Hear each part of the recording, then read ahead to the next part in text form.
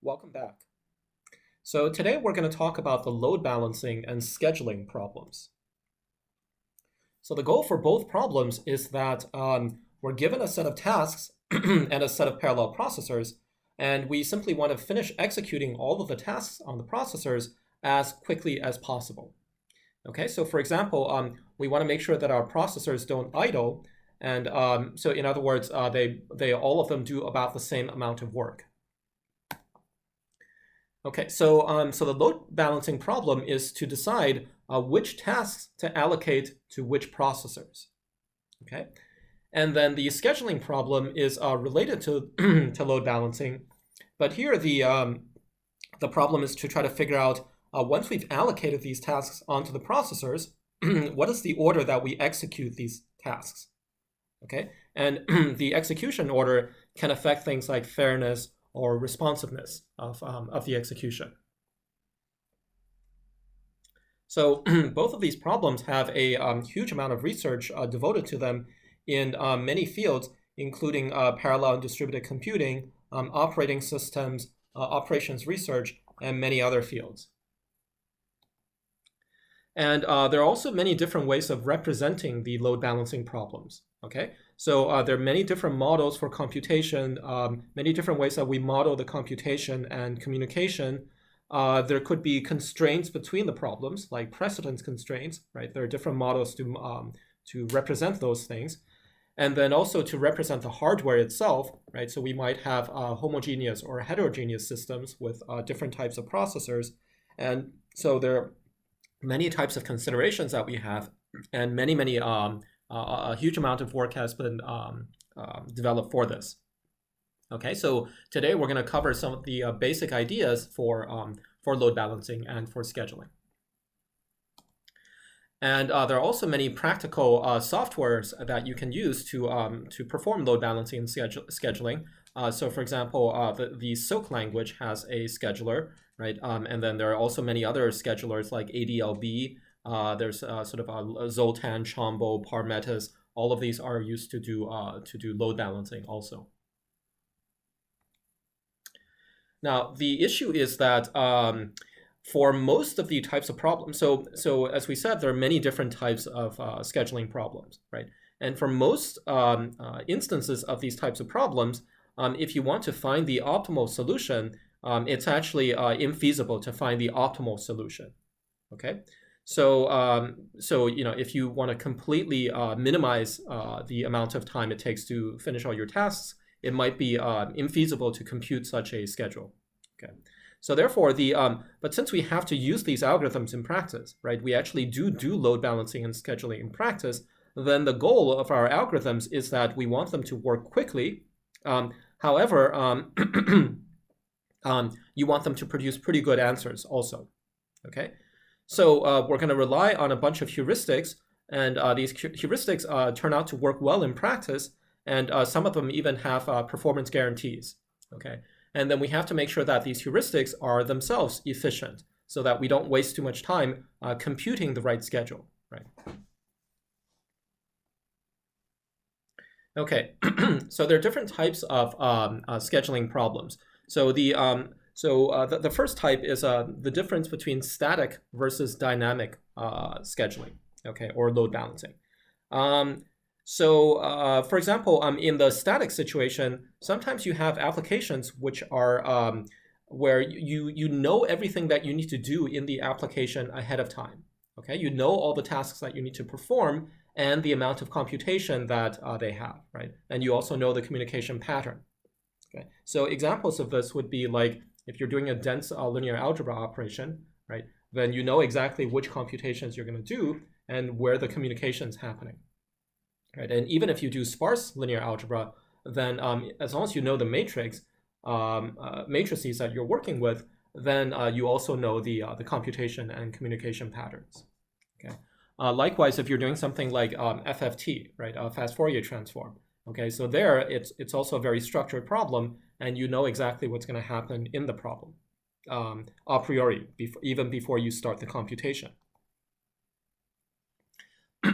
And so since you know everything, what you need to do in the computation, then you can do the load balancing just once at the beginning of your computation. Okay, so so in fact, you can afford to spend more time at the beginning to sort of get a better load balancing. Okay, because you just need to do it once. Okay, so next we have a class of problems called semi-static problems. And so here, for the semi-static problems, we sort of know information about the tasks that we're going to do. We get periodic information about these tasks. Okay, so maybe the algorithm runs through a bunch of phases, and at the start of each phase, you know some information about your tasks. Okay, so examples of this would be like if you're doing a particle simulation. So particle simulation is you have a bunch of particles, and they're moving around and interacting with each other. Okay, so there, the load balancing might be based on where these particles are located, right?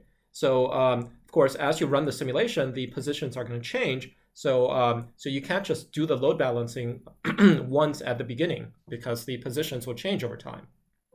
Okay, but the positions don't change that quickly, and so you can run the simulation for a while, right? So so you know at the beginning you know where the particles are. Right? And they don't change that quickly. So you can do the load balancing based on the initial positions, and you can run based on these positions for a while.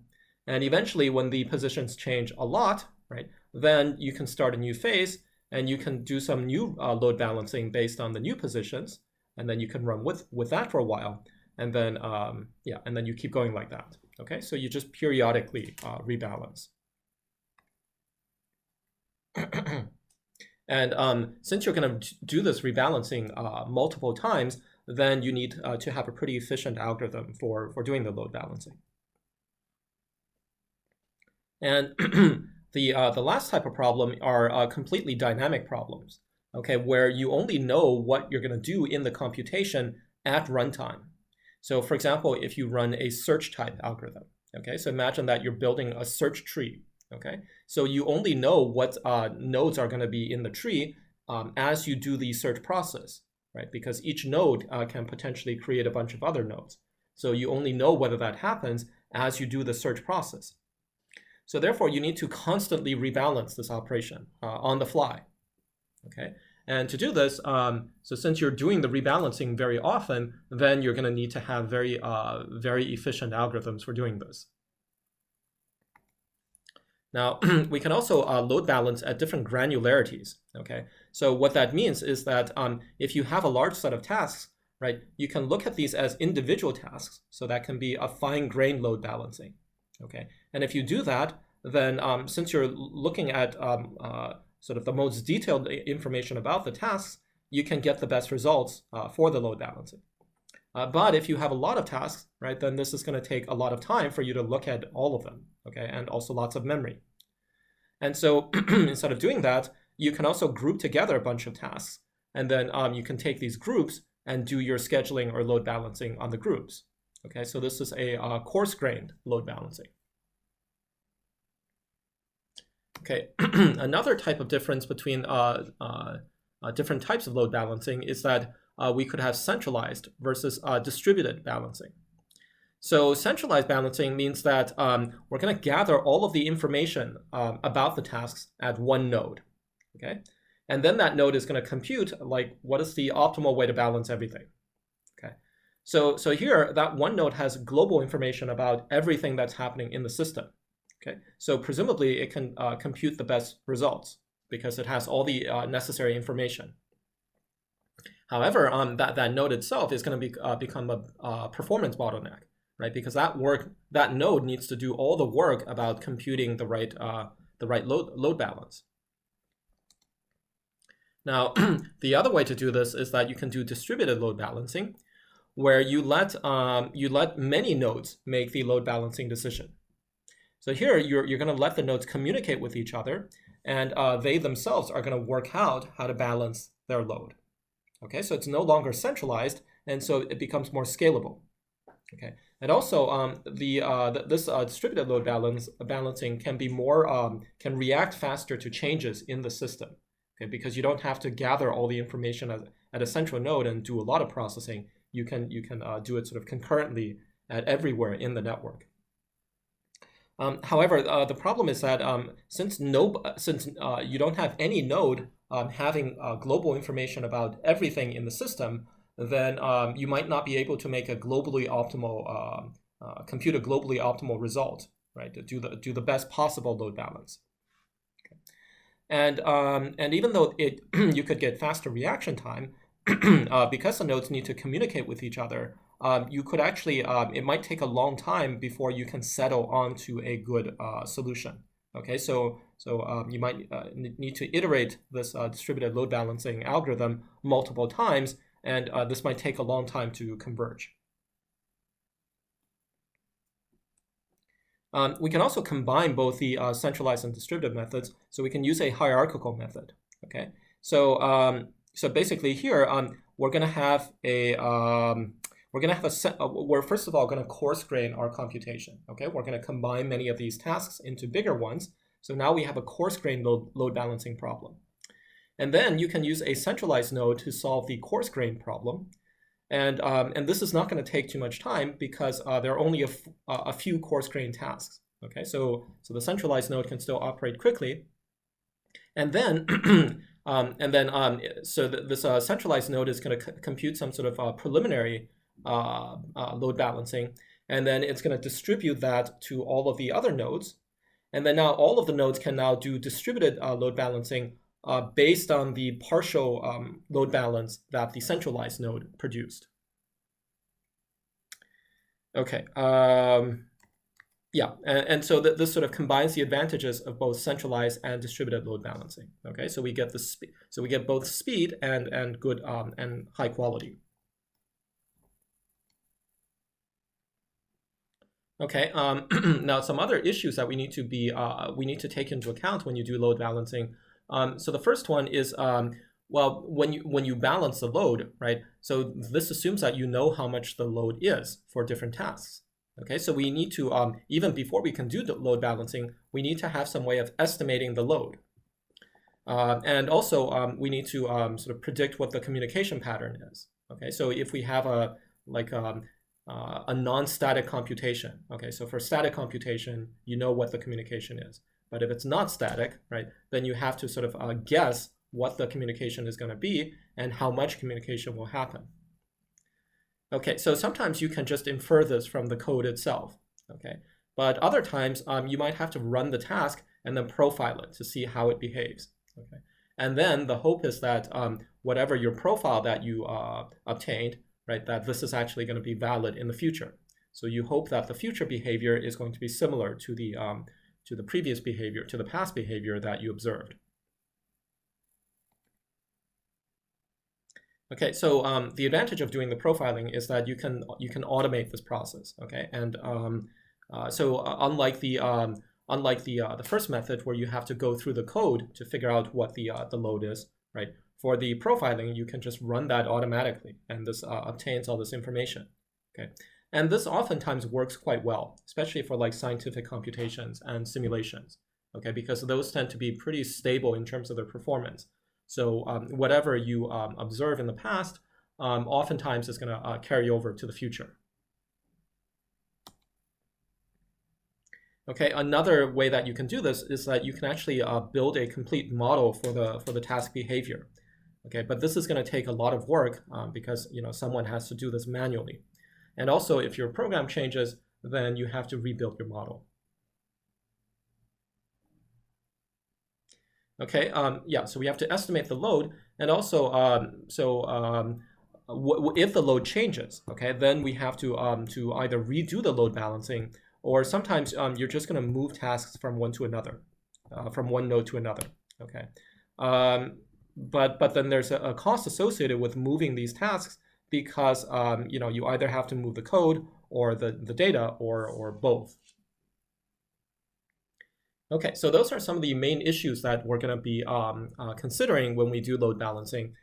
So now I just want to start out with a sort of the simplest model that we have for load balancing. Okay, so this is just a very simple problem, and we're going to look at this and see if we can get any, we can sort of learn anything about this problem that we can carry over to other more realistic and more complicated load balancing problems.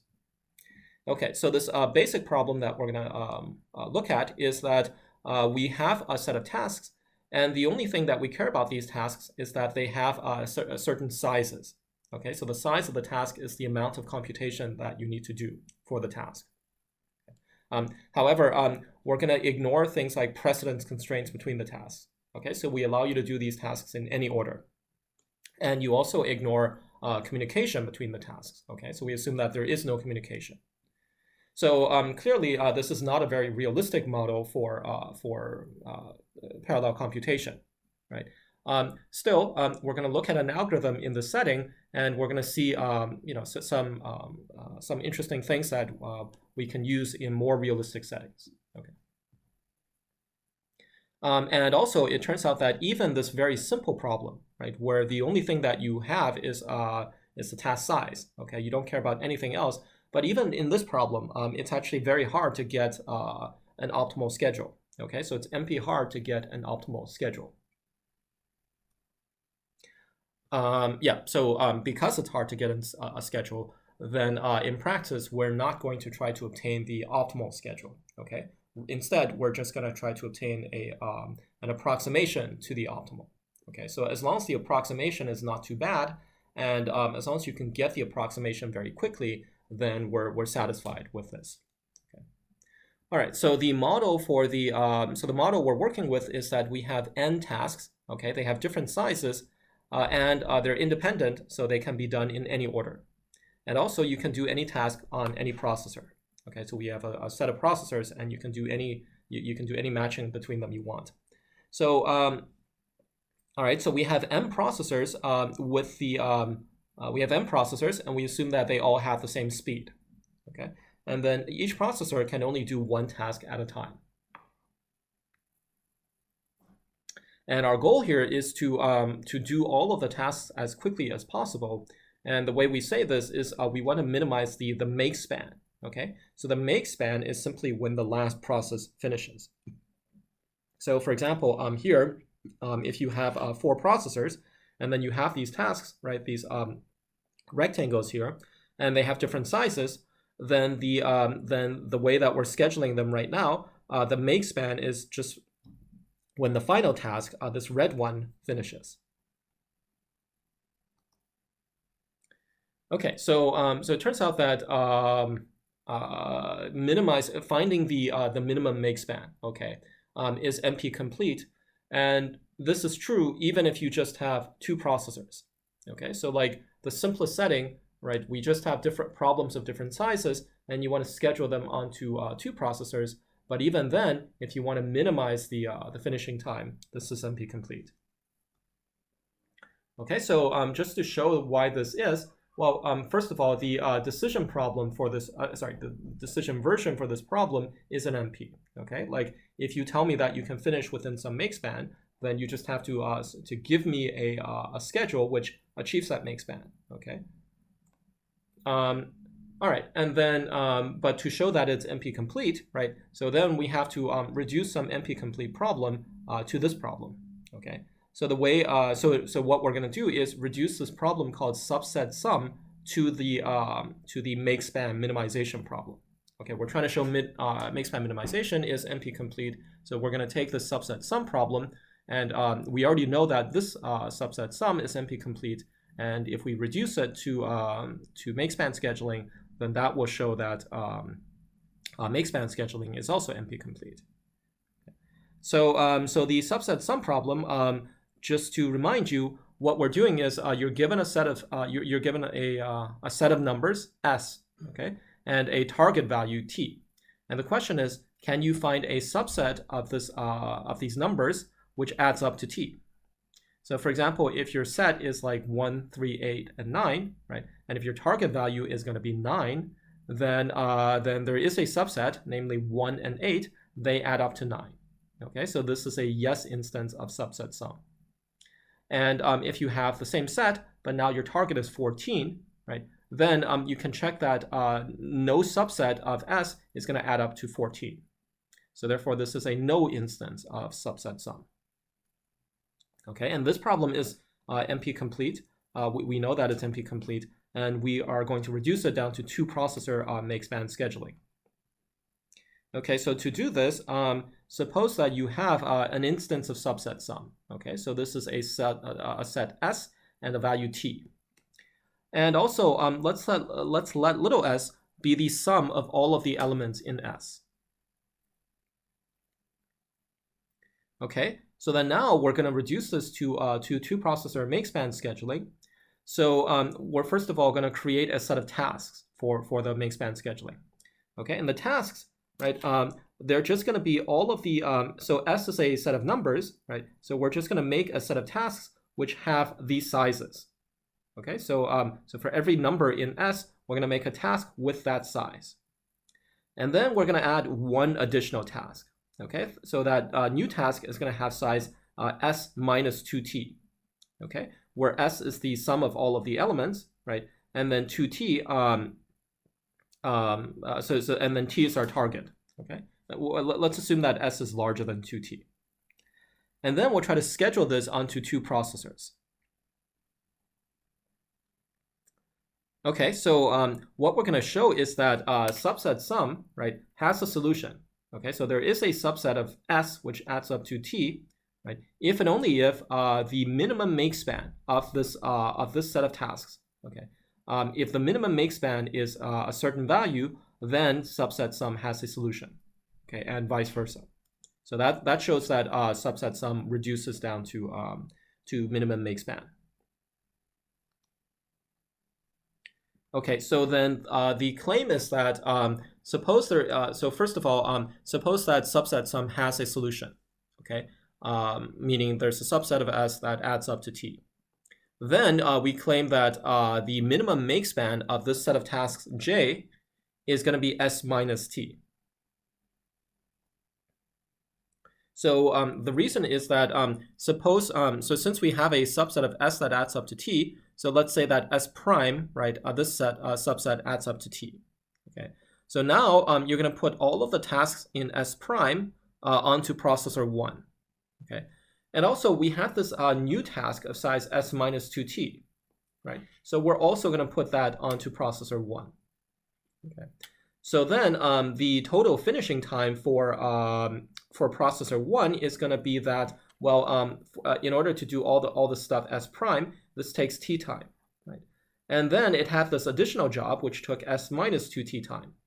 So therefore the total time is going to be S minus T, right? Processor 1 finishes at time S minus T. Okay, so and then next, since you put all of the tasks in S prime and also this additional task onto processor 1, then processor 2 is just going to do all of the things that are left over. Okay, so the only things that are left over are the tasks in S minus S prime. Okay, now since S is the total size of, so we have little s as the sum of all of the tasks in S. Okay, and we said that S prime, right, this thing adds up to T.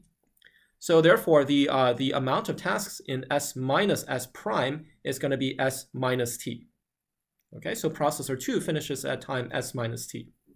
And processor 1 also finishes at time S minus T. So, so therefore, both processes finish at the same time at S minus T. And S minus T is going to be our make-span. Okay, so that shows the claim.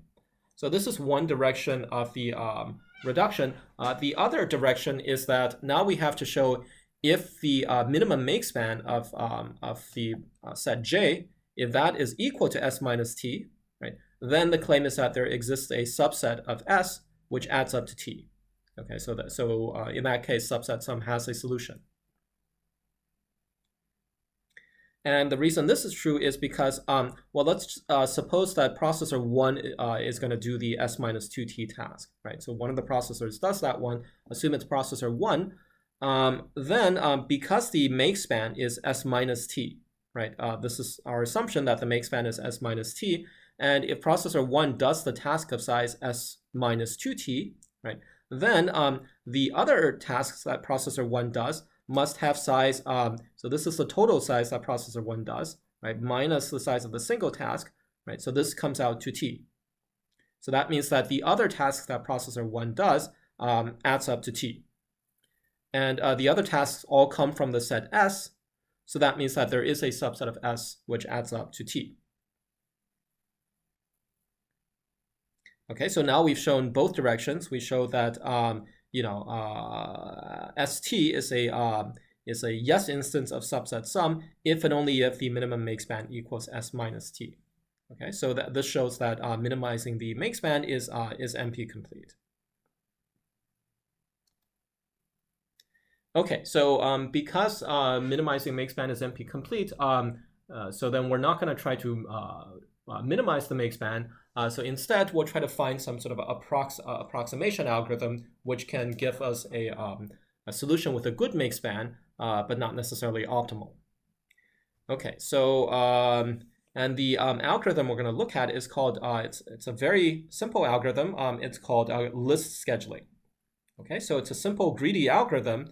And what it guarantees is that the schedule that you produce, right, this is going to have some make span, and the list scheduling make span is could be worse than the optimal make span, but at most it's going to be twice as long as the optimal make span. Okay, so the optimal make span takes 10 time units, then at most the list scheduling make span is going to be 20 time units. Okay, so we're going to call this a 2 approximation because it's at most 2 times as bad. Okay, so this algorithm was developed by or invented by this guy Graham many years ago. Okay, so this is a very old algorithm, and it's a very simple algorithm. And the algorithm is simply that we're going to take the tasks and then just list them out, just order them in any order. Okay, so you're given 10 tasks, just list them out in some order. Okay. And then we're just going to assign these tasks to the processors in this order. And the way the assignment works is that if there is a processor who is idle, okay, so he's not doing anything, then you just give him the next task in the list. Okay, so anytime you find an idle processor, you give him the next task from the list. Okay.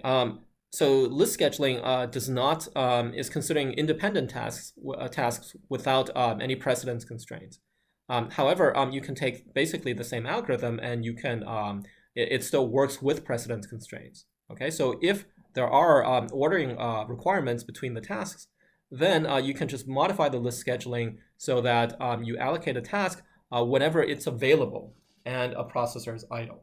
Okay, so the task is going to be available if all of the preceding tasks have finished. Okay, so if you find an idle processor, right, and then you just look through the next task which is available, which has all of its preceding tasks finished, and then you assign that task to the processor. And it turns out that if you do this, right, then you still get a 2 approximation. Yeah, so this is a very simple algorithm. It's very cheap to run this algorithm, and you get a solution which is guaranteed to be at most twice as bad as optimal.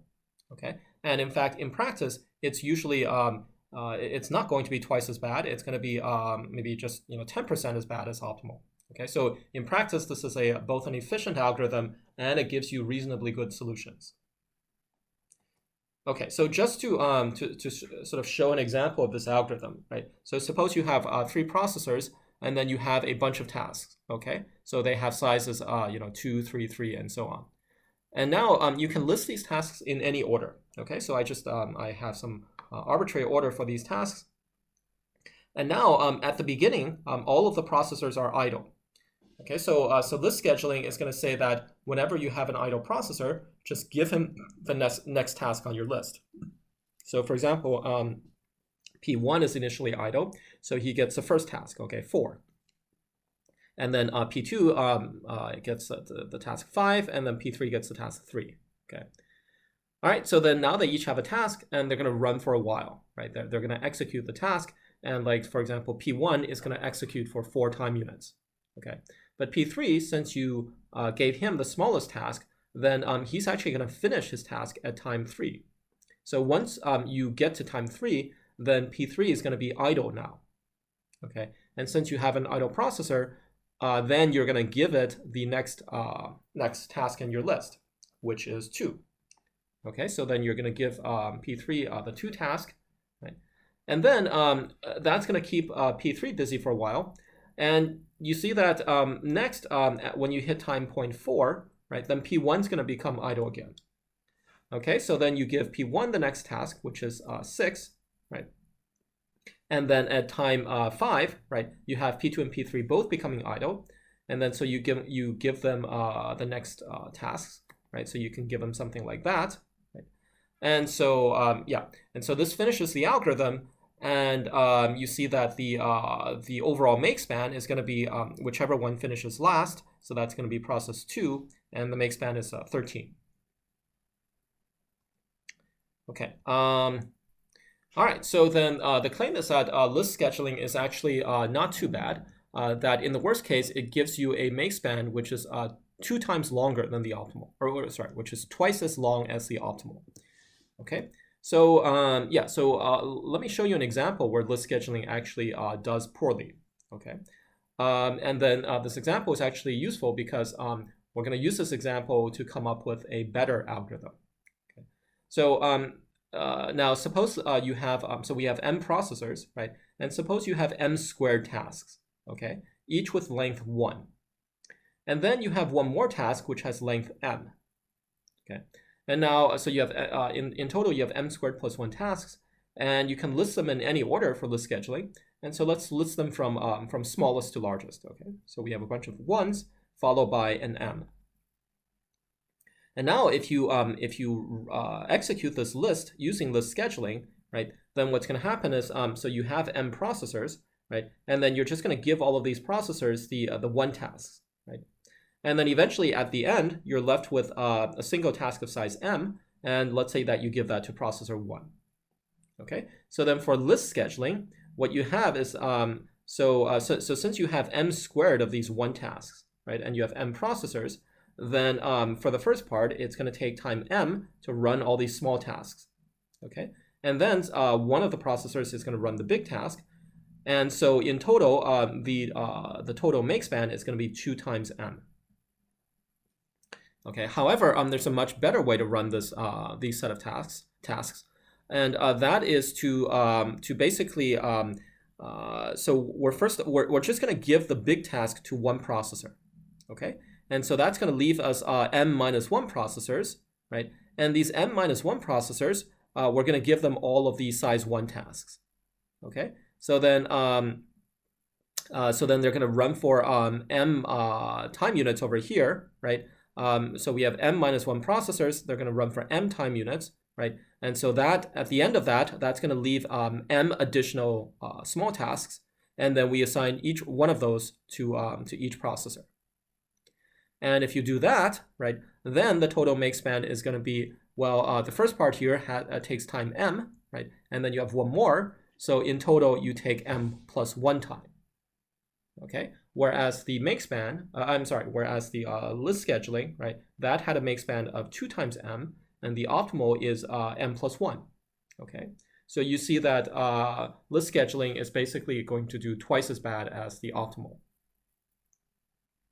And you can actually show that, yeah, so this is actually the worst possible case for list scheduling, right? And you can prove that that list scheduling, if it produces a schedule with make span m, right, and if your best possible make span is m prime, then m is going to be at most 2 times m prime. Okay, so we're not going to do that proof. So instead, we're going to try to improve list scheduling. Okay, and then we'll prove that the improved algorithm actually does better than list scheduling. So the improved algorithm is going to be called LPT. Okay, so this stands for longest processing time. So the basic observation for LPT is that, well, why did list scheduling, or when did list scheduling fail? Okay, it failed when, so the worst case occurred when we had a big job that was scheduled at the end. Okay, so right, so if you go back to this example, so up to time m, right, we had very good load balancing. Okay, everybody had the same load, had perfect load. Okay, But then all of a sudden, you get this big task, right? And this big task is now going to disrupt everything, right? So previously, everybody was balanced, but now once you get the big task, then you're going to have a very large imbalance between the processors.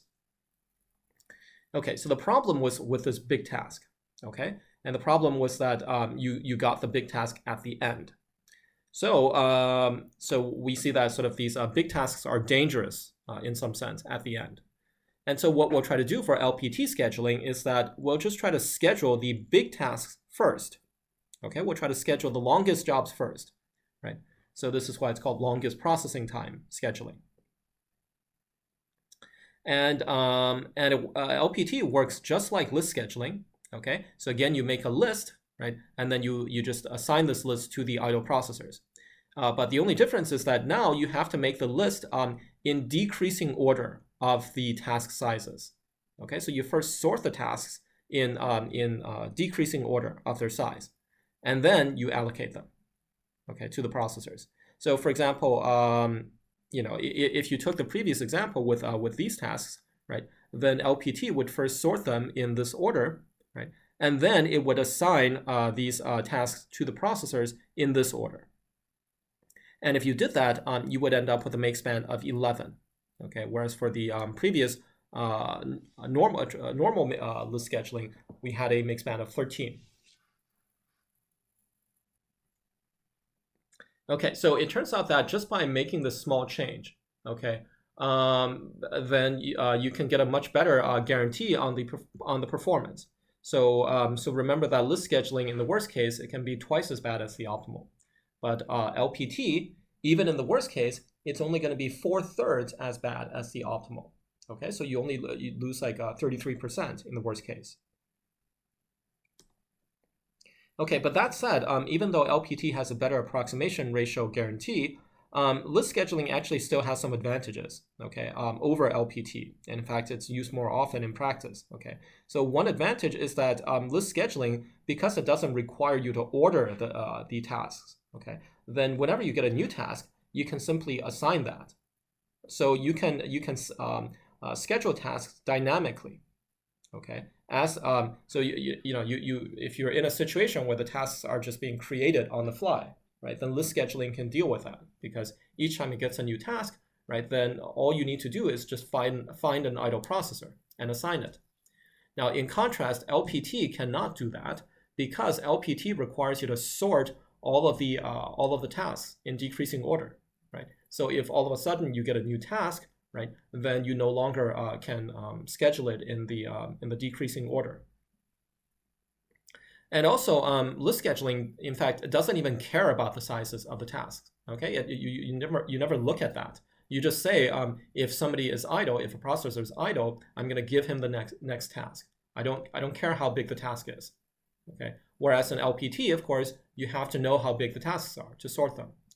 Okay. So therefore, list scheduling is very easy to run because you don't need to estimate the load of the tasks. Okay, so that in itself, estimating the load could be quite difficult. So yeah, so list scheduling is actually more practical in many ways than LPT. Okay, but still, we want to look at why LPT gets us a good approximation ratio. Okay, so so the claim is that if we're given a set of tasks and if the minimum possible make span is m star, okay, then LPT is going to produce a schedule with make span m, and m is going to be at most 4/3 as big as m star. Okay, so to show this, suppose we look at the schedule produced by LPT, okay? And let's let X be the last job to finish in this LPT schedule, okay? And suppose that X starts at a time capital T, right? And suppose the size of X is little t. Okay, yeah, so now we can actually assume that, so X is the last job to finish, right? So X is the job that defines our make span, right? Because the make span is just whichever job finishes last, you look at that guy, okay? So X is the guy that determines the make span, And but not only is it, so by definition, it's the last job to finish, but we can also assume that it's the last job to start, okay? And the reason is that if X is not the last job to start, okay, so X starts at time T, right? And suppose you have another job Y that starts after time T, okay? But by definition, X is the one that finishes last. And so, so we have a job X over here, right? So this is job X, right? And then this is starting at time T, right? And it's running for T amount of time. So therefore, X finishes at time capital T plus little t, right? And so Y must finish before that time, okay? Because Y is not the last job to finish. Okay, so if you have a job Y that starts after time capital T, then it has to finish before time big T plus little t, and in that case you can simply remove Y, okay, and it's not going to affect your make span at all. Okay? So anytime you get a job which starts after X, okay, since it doesn't affect your make span, you might as well assume that this problem doesn't exist. Okay, so you can just remove that. Sorry, you can assume the task doesn't exist, so you can just remove that task. Okay, okay, so now we can assume that X is the last job to start. Okay, and because X is the last job to start, and because we're doing LPT scheduling, right? So we're scheduling big tasks, and then we're scheduling tasks in decreasing order. Then because X is the last job to start, it must be the smallest job, right? Because you assign jobs in decreasing order of their size. Okay, so now we have this claim. So the claim is that LPT's make span is going to be at most the optimum make span plus little t. Okay, so remember that LPT's make span is big T plus little t, right? Because LPT's make span is determined by this process, by this task X, which is the last one to finish, and X starts at time big T and runs for time little t. Okay, so LPT's make span here, the claim is that it's going to be at most this. And the reason this is true is because now X, the final task started at time big T, right? And it must be that up to time big T, no process was ever idle, okay? Because if a process was idle before time big T, right, then since task X is available to run at time big T, if there was an idle process before time big T, right, then we could have put X onto that process. Okay, and then X would not have run at time big T, it would have run earlier than time big T. Okay, so that means that there is no idle process before time big T. Okay, so that means that, so now let's look at how many tasks we did in total. Okay, we know that if there's no idle processor up to time big T, and since we have m processors total, right, then the total amount of work that all of these processors did up to time big T is equal to m times t, okay, because none of them were idle.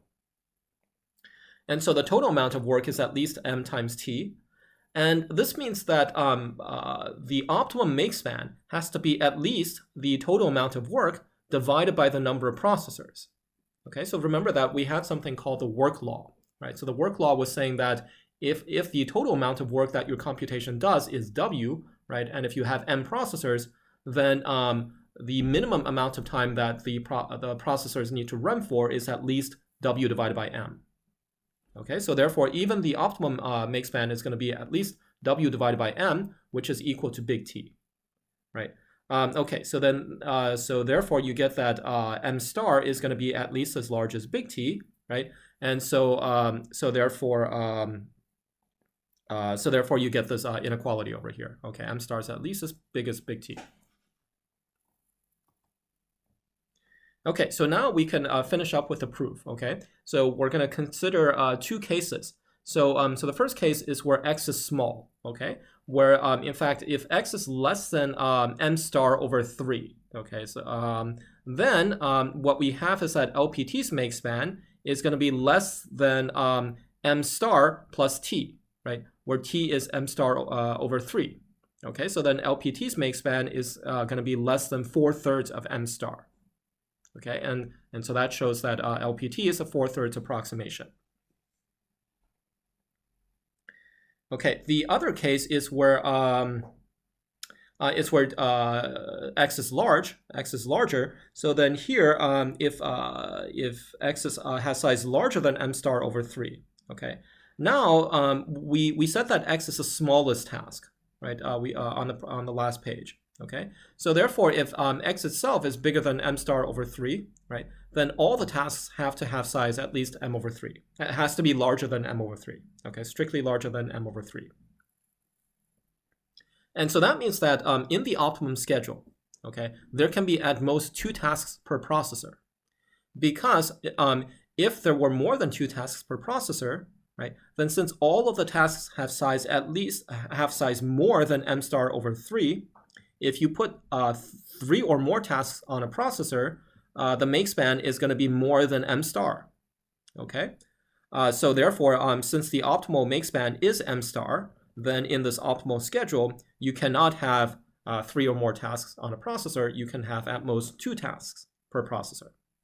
Okay, so therefore, the number of tasks is going to be at most 2 times the number of processors. Okay, so now let's break this into 2 more cases. So the first case is if the number of tasks is at most the number of processors. Okay, so n is at most m. Right. So in that case, LPT and optimal are both LPT and optimal. The optimal schedule is just going to put 1 task per processor. Okay. So in that case, you have that LPT achieves the optimal schedule. And the other case is where n is the number of tasks is between m and then 2m. Okay. But then in that case, what LPT is going to do is that well, it's going to sort all of the tasks by decreasing size, okay, and then it's going to allocate them to the processors. Okay, it's going to allocate them exactly in this order, and then the task to finish is whoever is allocated the smallest task. That guy is going to be the first to finish, right?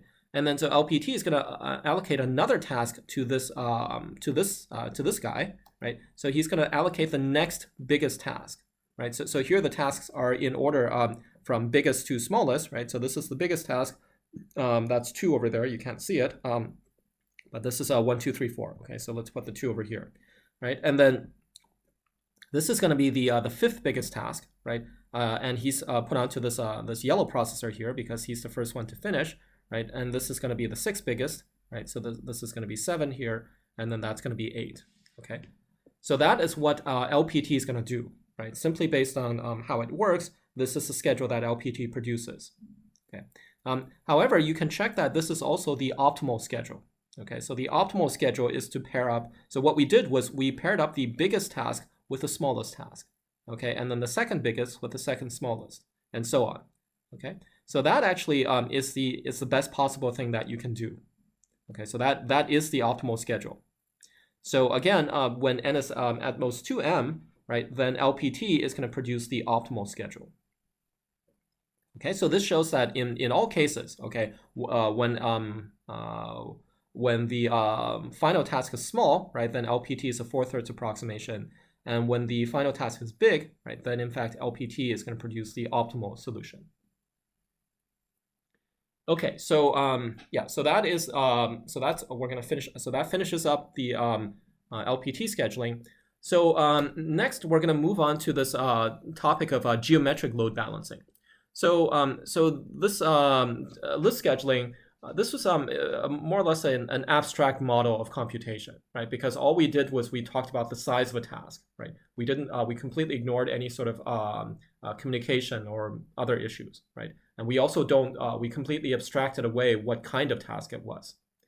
So now for the geometric load balancing, we're going to focus on a particular type of task. Okay, so here we assume that the tasks have some sort of coordinates, have some like geometric coordinates. Okay, and also we assume that the communication will only be between nearby tasks. So if you have very far away tasks, they're not going to communicate. Okay. So one example of this would be a particle simulation, where you have a bunch of particles that are flying around in space, let's say in 3D space, right? And maybe the particles are going to collide with each other or interact in some way, right? But the only interactions are between nearby particles. Okay, and the particles, of course, have some geometric coordinates. Okay, so here we're going to assume either a static setting where the let's say the particles don't move, right, or a semi-static setting where they move, but then we can periodically redo the load balancing. And we also assume that all the tasks have the same size. Okay, so basically the amount of computation you do for each particle is going to be the same.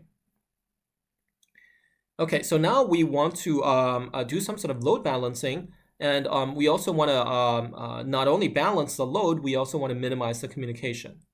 Okay, so so if you balance the load, then that means that you divide these tasks sort of evenly among your processors. Okay, but if you try to minimize the communication, then since the communication is only between nearby nodes, then if you have nearby nodes, you want to put them onto the same processor so that they don't need to communicate. Okay, yeah, and then we assume the task sizes are known. Right, so we're going to represent each task by some coordinates, and we're going to partition the coordinates into m sets. Okay, m is your number of processors, and then we're going to assign one set per processor. Okay, so the first method we're going to have of doing this is called recursive bisection. So here, what we're going to do is so assume that we're working in 2D space. Okay, and the tasks are just these dots over here, right? So they have some geometric coordinates, and then maybe the nearby tasks are going to communicate with each other. So the recursive bisection is going to take all these tasks and it's going to try to divide them as evenly as possible. So to do that, it's first going to look in the x direction, okay? And it's going to pick a vertical line that that splits these points in half exactly. Okay, so half on the left and half on the right. Okay, so we're gonna so the first time we're gonna use this red line, right? That's gonna put half the dots on the left and half on the right. Okay, and then after that, you know, on the left here, maybe there are still too many tasks for one processor to do, so we have to keep subdividing this. Okay, so now we're gonna go in the y direction. Okay, so so we're going to look at, we're going to try to make a horizontal line where half the dots are going to be above it and half are going to be below it. Okay, so that's for the left half of the dots. And for the right half of the dots, we're going to do the same thing. Okay, we're also going to find a horizontal line where half the dots are below and above and below. Okay, and we keep doing that. So, so first we cut in the x direction, and then you cut in the y direction. And then if you have to keep subdividing, you're going to cut in the x direction again. Okay, so you keep alternating between the x and y directions.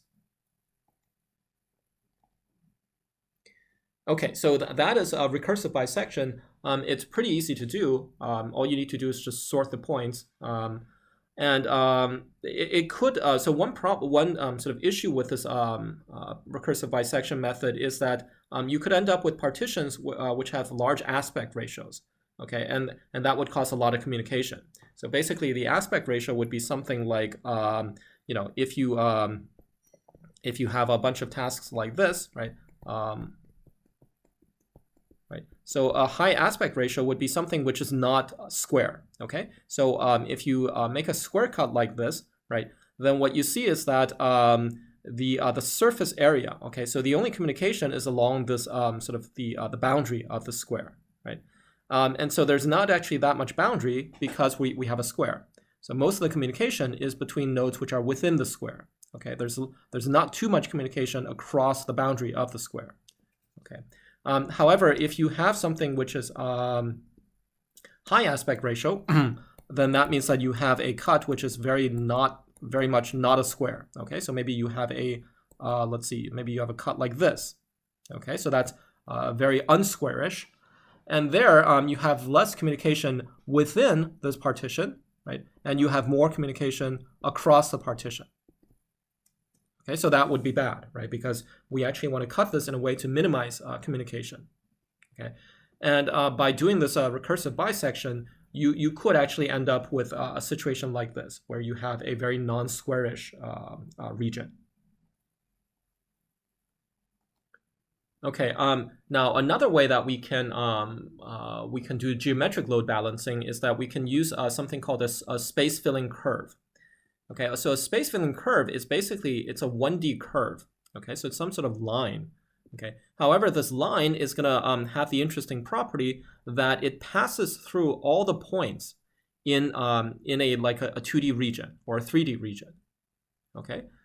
All right. So for example, we here you have a well, let's look at this the final example first. Okay. So here you have just a line like this, right? And you can see that it's basically it hits all like many points in this region. Okay.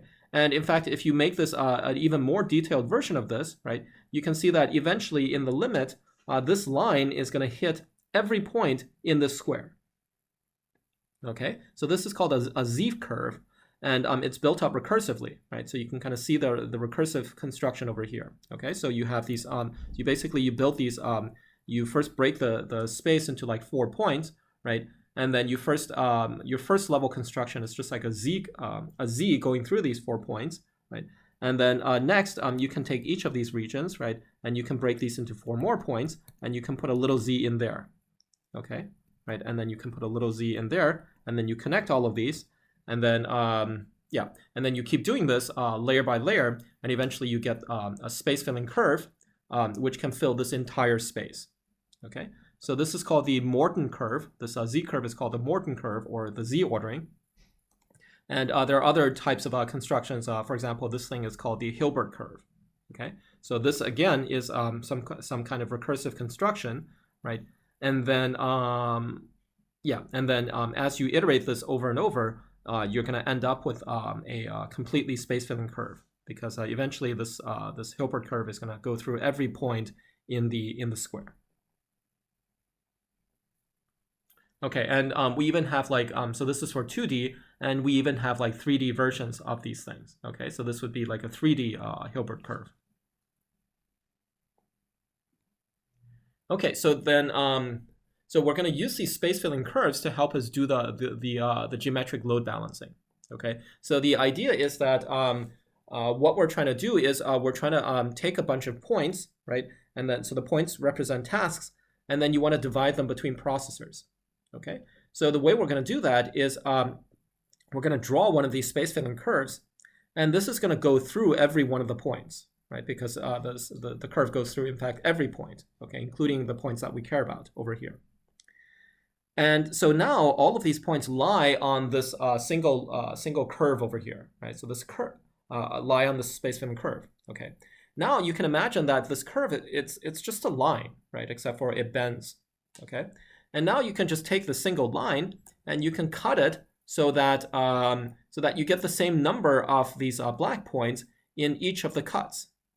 Okay, so if you imagine taking this red line over here, right, and if you cut, like if you make a cut over here, right, and then if you make another cut, let's say over here, right, and then you make another cut over here, right, then what's going to happen is in the first cut, you're going to have 4 points, right?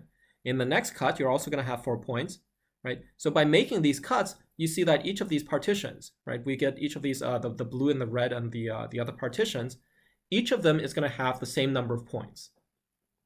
Okay, and so that by doing that, we achieve load balancing. Okay, yeah, okay. So now, even so, after you make this cut, right, we need to be able to determine, given a point, which of these. So there are 4 regions here, right? The blue, the red, and the white, and the yellow. So we need some way to determine, given a point, which region does it lie in, right? Does it lie in the blue one or the red one, or which one it lies in? Okay. Now it turns out that there are efficient algorithms to very quickly determine which partition a point lies in. And also, if we're given a box, okay, so like for example, if we're given a box like this, right, then we can also quickly figure out what are all the points that lie within that box. Okay, so this box belongs to the white processor, right? And we can quickly figure out what are all the points that belong to that box. Okay, so there are algorithms for doing both of these. And once we have these algorithms, then we can use them to do like particle simulations and also collision detections. Okay, so Yeah, basically what's going to happen is all of these points are going to be moving around, right? And so as they move around, then they're going to switch to different. So for example, if this node moves over here, right, then it's going to maybe switch to a different processor. Okay. Yeah, but because of these efficient operations, right, we can quickly keep track of which partition a node belongs to, right? Which of these 4 partitions a node belongs to. Okay, another way to do geometric load balancing is called inertial partitioning. Okay, so the idea is that suppose you have these nodes over here. Okay, now if you want to partition these nodes evenly, right? One way is that you can partition them so you can make a vertical cut over here, right? And then you can put half the points on the left and half on the right. Okay, and this is actually good partitioning because you see that the only communication is between the cut. Right, so there are only like sort of 4 communication channels that you need, edges that you have between the cut. Okay, so that's a good partitioning. However, you could also partition it so that you put the top half of the nodes in one partition and then the bottom half in another one. Okay, but then now this is not a good partitioning in terms of communication because now you have a lot of communication between the 2 partitions.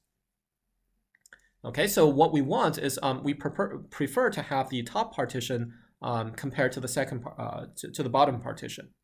Okay. So then, how do we get something like the top partition? Well, so the idea for inertial partitioning is that you see, suppose we want to have a partitioning line. Okay, so then to figure out what that line is, we want a line which cuts across very few edges of communication. Okay, so to figure out what that is, we're going to draw a line perpendicular to the cutting line. Okay, so that is this line L over here.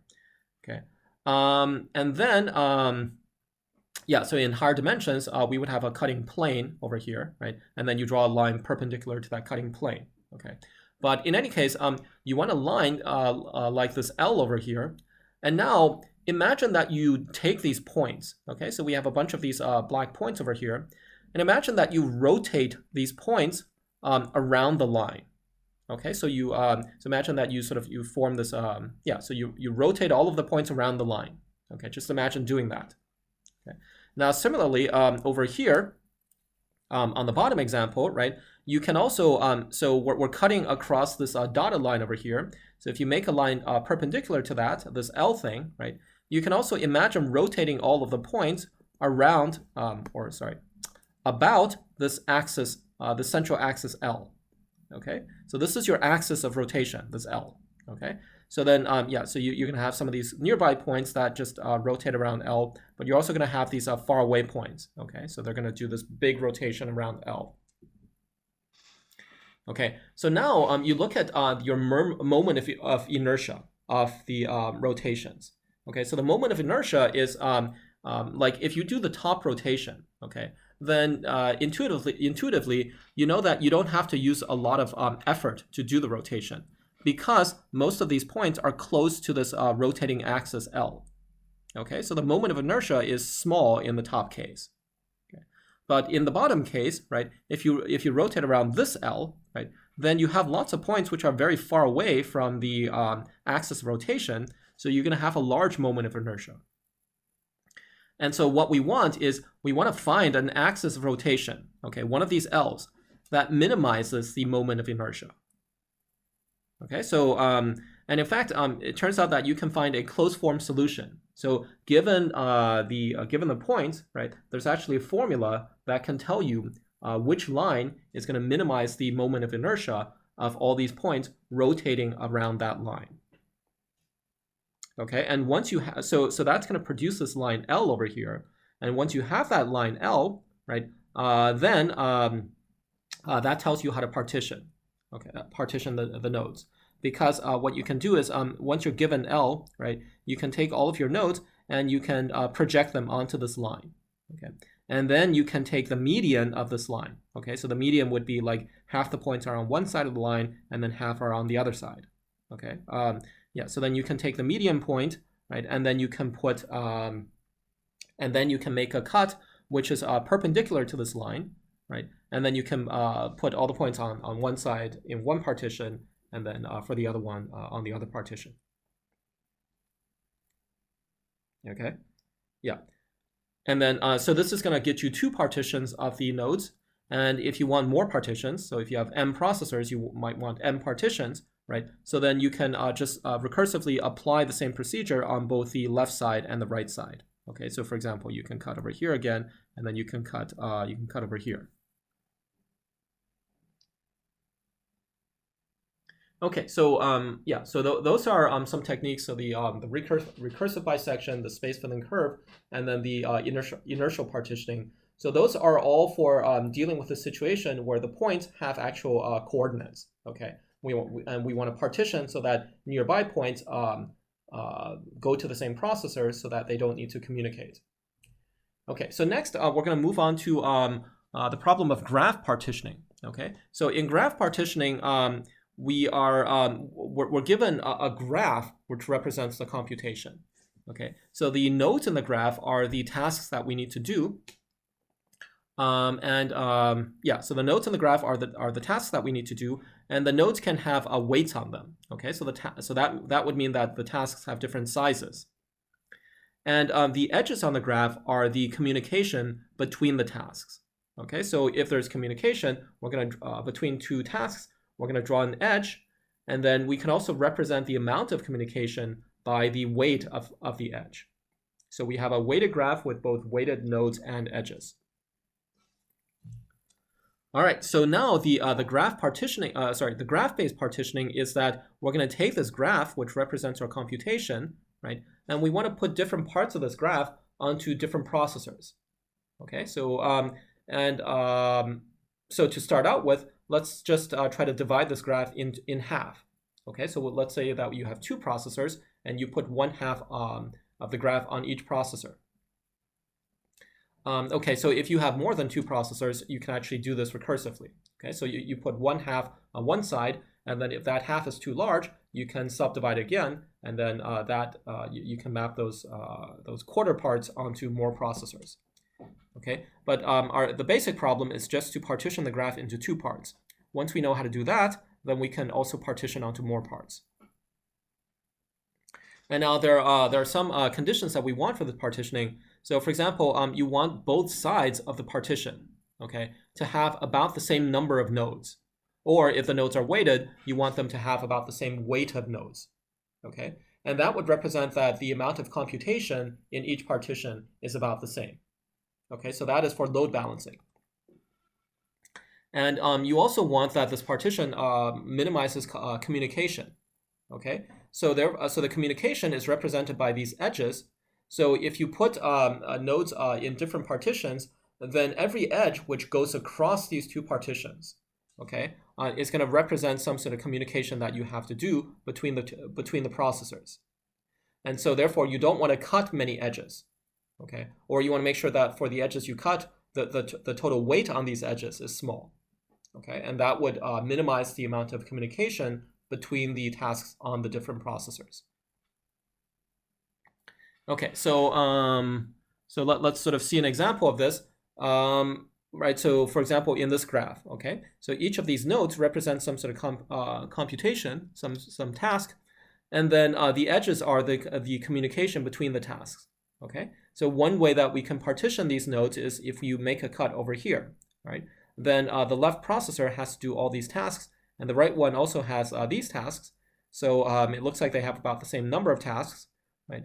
And the communication is for all of the edges that that go between these 2 partitions, right? This represents communication between the first processor and the second processor.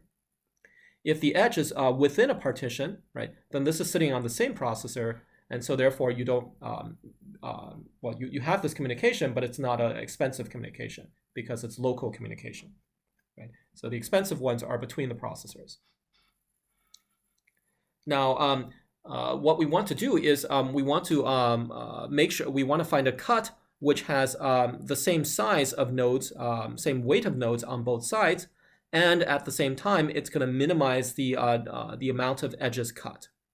Okay, so that's called the graph partitioning problem, and this is also an NP-complete problem. Okay, so we're not going to be able to find the optimal partition. So instead, we're going to look at a bunch of heuristics for doing this.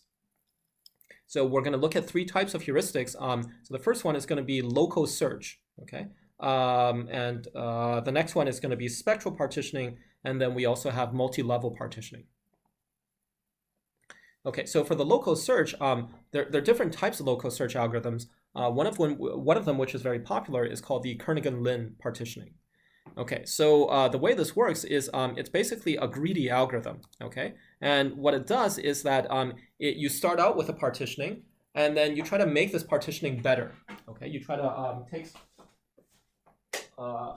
you try to perform some greedy moves in order to improve the quality of this partitioning, okay? And you keep going until you can't improve the quality anymore, okay? And then you whatever partitioning you end up with, that's your output, okay? So, all right, so the way this is going to work is that we're going to start with an arbitrary partitioning, okay, where half the nodes are on one side and half on the other. Okay, so you have you just you arbitrarily divide the nodes in some way. Okay, half on one side, half on the other. All right, and then we're going to run for so if you have n nodes, we're going to run for n over 2 iterations.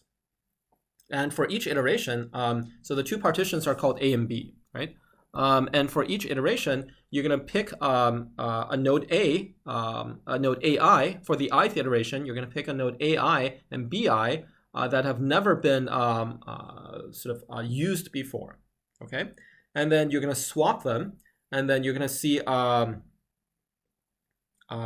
okay, so you look among all of the unused nodes in A and all of the unused nodes in B, okay? And you're going to pick whichever pair of nodes from A and B such that if you swap them, okay, you get the smallest cut. Right? Our goal is to minimize the cut over here, okay? So currently we are cutting like 1, 2, 3, 4, 5, 6 edges, okay? So we want to cut as few edges as possible.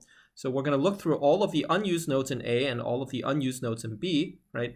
And then, for example, if we find that, if we find V and U, okay? Now, if you swap V and U, then you still end up with the same number of nodes in A and B, right? However, you see that by swapping them, right, then these 2 edges from U, which used to be cut, right, they are no longer cut, okay? Of course, you introduce this extra edge, which is cut over here, right? But overall, if you swap U and V, you're going to reduce the number of cut edges by 1. Okay. Yeah, so so we're going to look for the best pair of nodes to use. Okay, so consider all pairs of nodes between A and B, which we have not used before, right? And whichever one gives the smallest cut, we're going to use that. Okay, right, and we're going to call the cost of the partition after swapping A and B, we're going to call that CI. Okay, so for example here, right, the cost is going to be 5.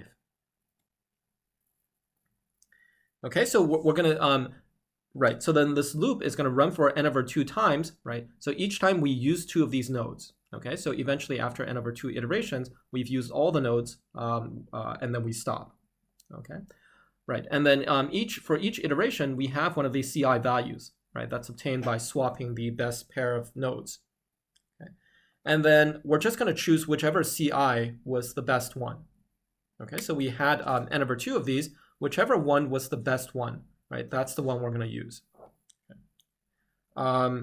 Yeah, because it could happen that these CIs actually increase. Okay, so it could be that even if you pick the best possible nodes at some stage, okay, if whatever nodes you pick at some stage, maybe it could be that at some stage, whatever nodes you pick, when you swap them, you actually get a bigger cut than if you don't swap them. Okay. Right, so so the CIs could actually increase, and so overall we're going to pick the CI with the minimum cost to use. Okay, and if CI's cost is actually an improvement over what we currently have, okay, so currently we have like 6 cut edges. Okay, if we ever find a partitioning with better than 6 cut edges, with less than 6 cut edges, then we're going to go with that partitioning, and we're going to restart the algorithm.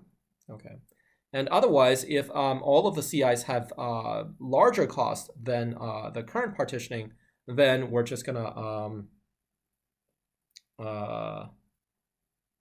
then we're gonna go with the current partition. Okay. right? And in practice, this algorithm, this heuristic is going to work very fast. It's not guaranteed to give you the best partition, but it works very fast, and it gives pretty good partitions. Okay, so the next method is something based on, it's called spectral partitioning. And to do this, we first need to look at these matrices called Laplacian matrices, graph Laplacian matrices. Okay, so the way this is formed is that we're going to take, so you have a graph, right? And then if the graph has n edges, n nodes, you're going to form an n by n matrix.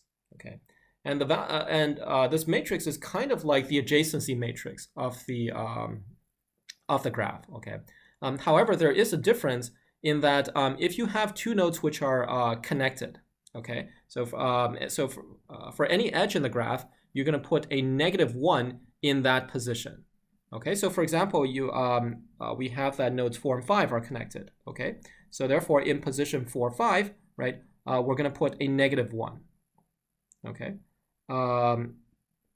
right, and then you have let's say nodes 1 and 2 are connected, right? So in 1, 2, you're also going to put a -1. Okay, so unlike the adjacency matrix where you just put a +1, right, here you're going to put a -1. And then in addition, for the graph Laplacian, for each node, you're going to put the negative of the degree of the node on the diagonal entry for that node. Okay, so for example, for node 5, right, this thing is the diagonal entry for node 5, right? This is position 5, 5. And here you're going to put the you're going to put the degree of node 5 over here. So node 5 has degree 4, right? Because it's got 4 neighbors. Okay. Over here, right, this is the diagonal entry for node 3, right? And node 3 has let's see, 1, 2, 3. Okay, node 3 is over here. Okay, right, and it's got 2 neighbors, so that's so you put a 2 there. All right, so then that is the Laplacian matrix, right? And then you set all of the other entries to 0. Okay. All right. Now it turns out that this Laplacian matrix, if you find the eigenvectors of this matrix, it turns out they have some interesting properties. Okay. Now, first of all, so I'm not going to prove any of these properties, but you can just take them as facts. So the first fact is that the Laplacian matrix of a graph, right, of any graph, is positive semi-definite. Okay. And because of that, then all of the eigenvalues of the Laplacian matrix are going to be real and non-negative. Okay, so now let's take the second largest eigenvalue of the graph Laplacian. Okay. Now, I'm not going to say why we take the second largest value, but suppose you were to take the second largest eigenvalue. Okay, then you would have a corresponding eigenvector, and so suppose the eigenvector is like this. Okay, so it's an n by n matrix, so the eigenvector has n values. Okay, now some of those values are going to be positive, and some are going to be negative. Okay, and so let's just do an example here. So suppose you have a graph with so this is going to be the adjacency matrix for the graph. Okay, so you have some some graph, and it's got some complicated adjacency pattern. Okay, so apparently this graph has like about 250,000 nodes. Right. So now you're going to form the Laplacian matrix for this graph, and you're going to compute the second smallest eigenvalue. And you find the eigenvector corresponding to that. Okay, so here I've listed like 100. Oh, I'm sorry. This is this matrix is actually 1,000 by 1,000. Okay, yeah. So this NZ here is talking about the number of non-zero entries. Okay, so it's 1,000 by 1,000. So there could be 1,000,000 entries, and turns out in this case there's 250,000 that's non-zero. Okay, right. So anyways, so we have this 1,000 by 1,000 matrix. You find the second smallest eigenvalue and the eigenvector for that eigenvalue. Okay, so that's 1,000 values in that eigenvector, right? And if you just write out the values, okay, so you list out these values, so there are 1,000 values, right? And then you just list them out, okay? Then you get this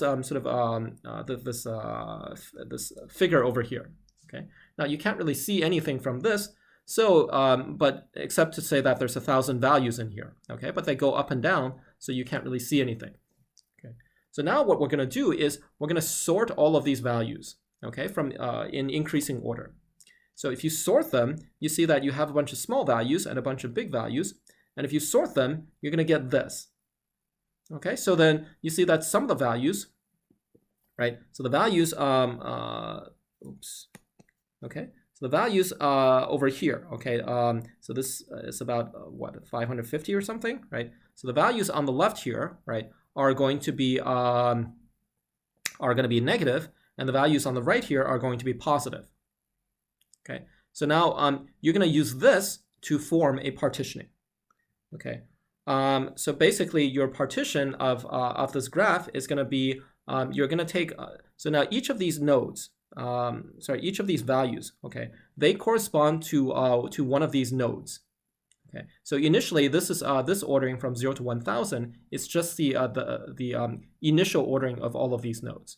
Okay, now after you sort them, right, then these nodes are gonna, so after you sort them, the nodes are gonna change order, right? They're gonna get permuted in some way.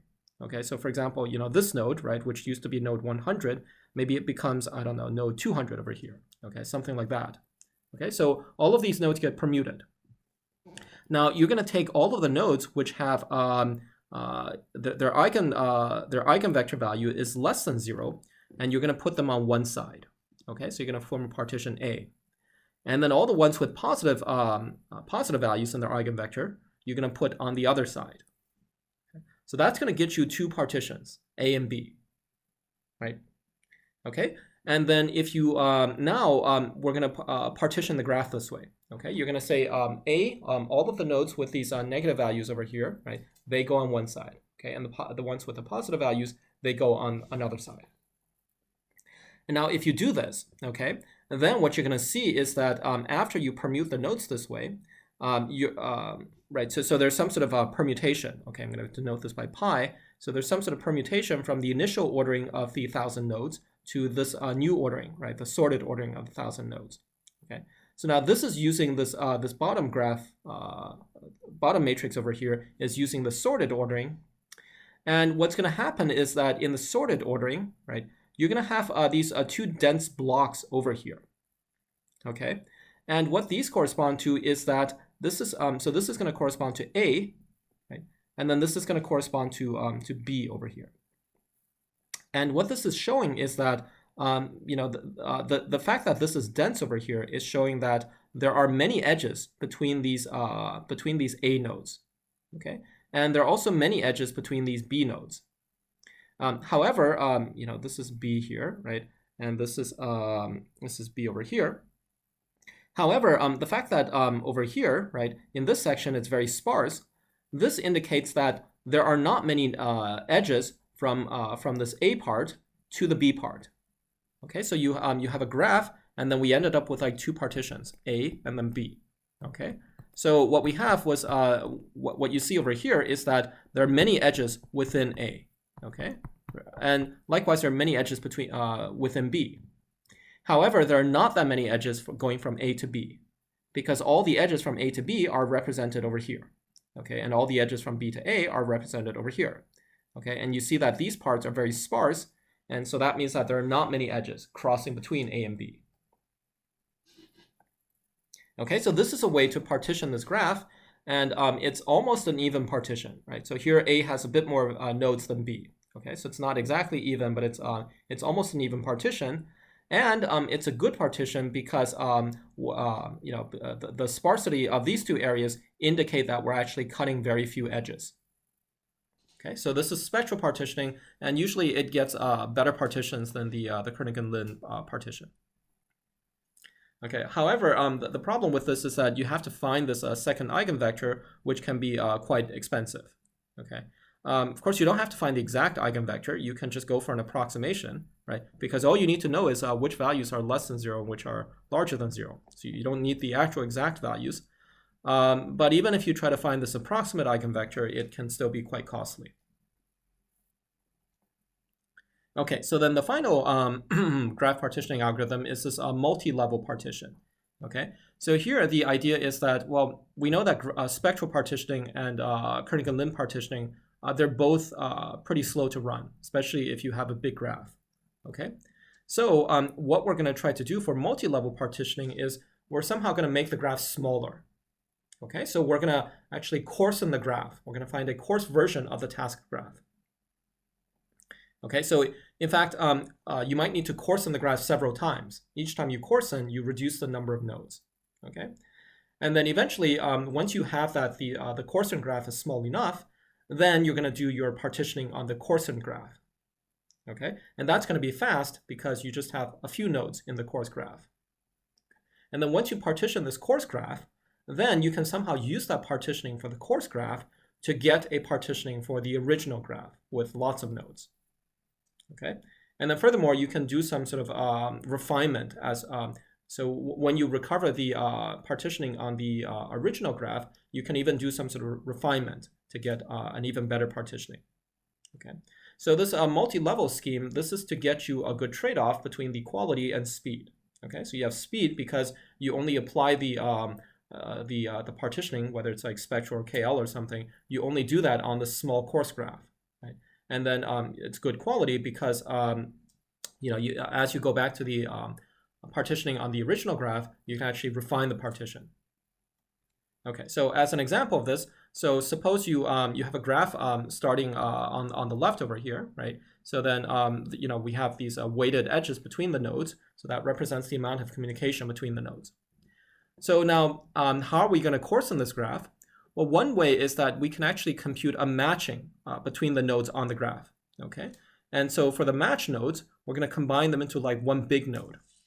Okay, so so we don't need a like an optimal matching. Okay, we're just going to go for any type of basically any type of matching. So we're going to find a maximal weight matching. Okay, so that means that we're going to try to match pairs of nodes, and when you match them, you want to maximize the sum of the total sum of the edges. Okay, the reason you want to maximize the sum the edge weights is because you know, we're going to combine these two nodes eventually into like a single big node, and these are going to go into one partition. Okay. Now you don't want these nodes to go into different partitions because you know, since there's a lot of communication cost over here, right? If this value here is big, then there's a big communication cost over here. So you don't want these to go onto different partitions. Okay. So we're gonna try to find these large high weight edges and then combine them into one node. And when you do that, you guarantee that both of these nodes are going to go into the same partition. So this reduces your communication. Okay.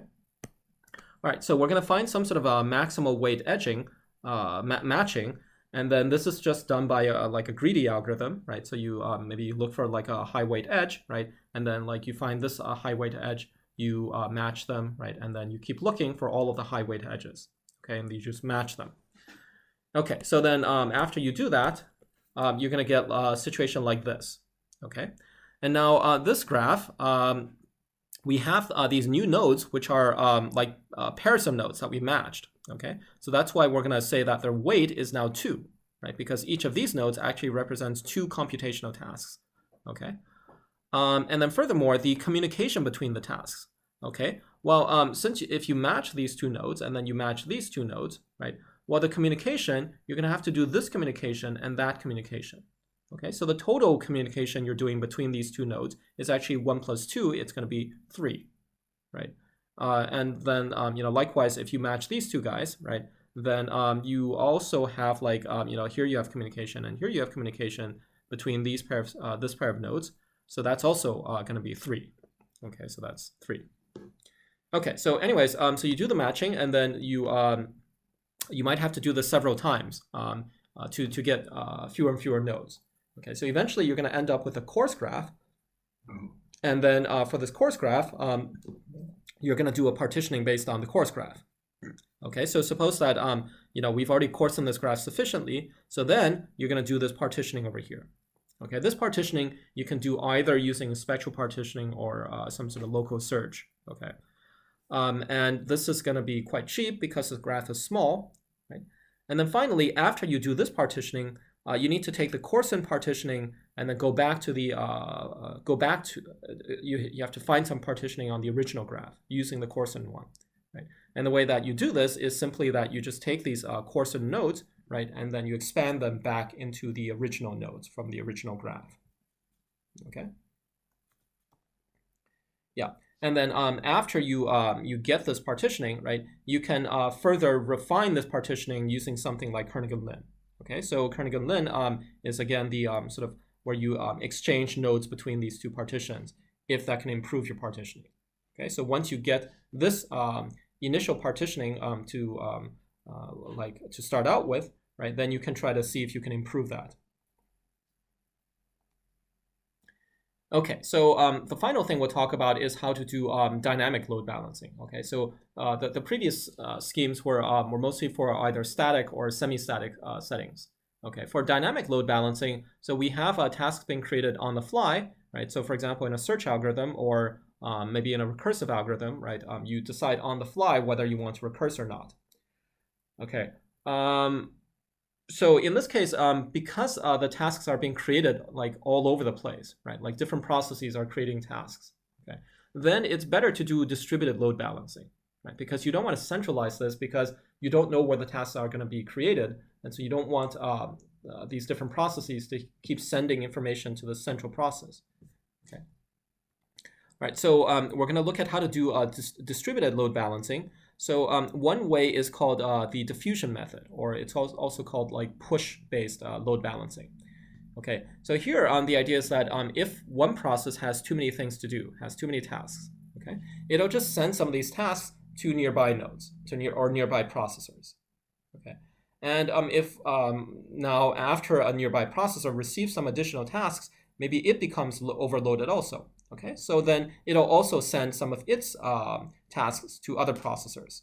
Okay, so you can kind of think of these tasks as like diffusing over this graph of processors. Okay, so they're spreading out over this graph of processors. Okay, and if you do this the right way, then eventually this is going to stabilize, and all of the threads, all of the processes are going to end up with the same number of tasks. Okay, once they end up with the same number of tasks, then then they're not going to send out tasks anymore. Okay, then the situation stabilizes.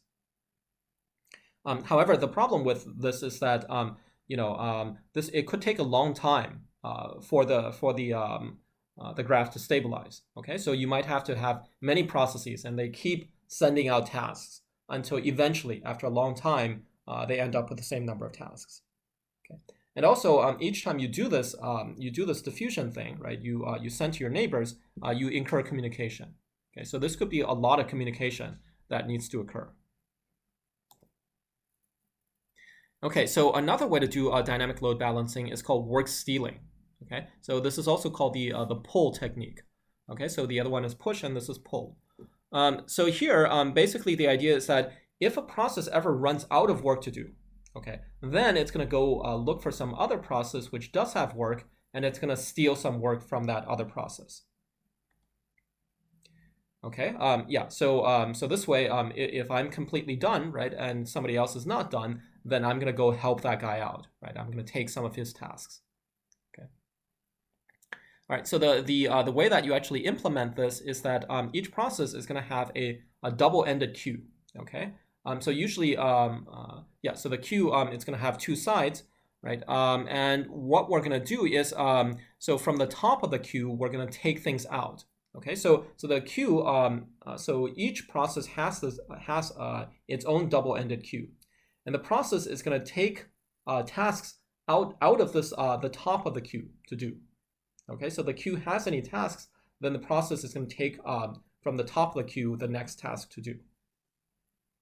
And also, if the process creates a task, right, because dynamically it can create a task, then it'll just put the task into its own queue, and it'll put it onto the bottom of the queue.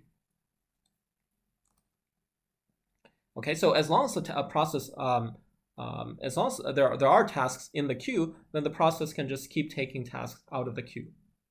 However, if the queue ever becomes empty, okay, so the process has finished all its tasks, then this process is going to go steal some tasks from other processes. So now it doesn't know which other processes have work to do, right? So it's just going to pick a random other process, okay? And then it's going to go try to take some tasks out of the bottom of that process's queue. Okay. Now, if that other random process, if it's also got an empty queue, right, then this process will just go pick another random process. Okay, so it'll keep trying random processes until eventually it finds a random process which has some work in its queue, and then it'll take some tasks out of the bottom of that queue. Okay, now the reason that so you take tasks out of the top of your own queue, but if you go steal from somebody else, you take from the bottom of their queue. Okay, so the reason that we we do this, we differentiate between the top and bottom here is that if you look at another process, okay, so that process, if it's got lots of jobs in its queue, then it's taking stuff out of the top of its queue, and if I try to steal from that process, I'm stealing from the bottom. Okay, so therefore there's no conflict between us. Okay, because he's taking stuff out of the top of his queue and I'm taking stuff out of the bottom. Okay, so there's no conflict, and so we actually don't need to do any synchronization. Okay. Actually, there's only one situation where there could be a conflict, which is if there's only one job in that queue. Okay, then that process will try to take that job from the top, and I'll try to be taking that job from the bottom, and there you could have a conflict. So there you do need to synchronize. Okay, but usually if there are many tasks in that guy's queue, right, then we don't have any conflict with each other, and so we can avoid synchronization.